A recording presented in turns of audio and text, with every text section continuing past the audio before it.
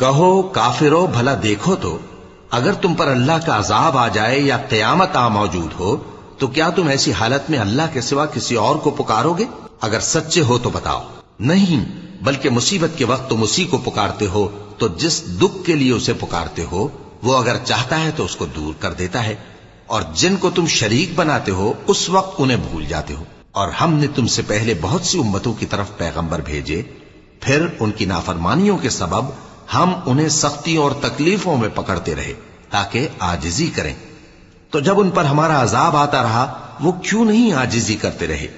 مگر ان کے تو دل ہی سخت ہو گئے تھے، اور جو کام وہ کرتے تھے شیطان ان کو ان کی نظروں میں آراستہ کر دکھاتا تھا۔ پھر جب انہوں نے اس نصیحت کو جو ان کو کی گئی تھی فراموش کر دیا تو ہم نے ان پر ہر چیز کے دروازے کھول دیے، یہاں تک کہ جب ان چیزوں سے جو ان کو دی گئی تھیں خوب خوش ہو گئے تو ہم نے ان کو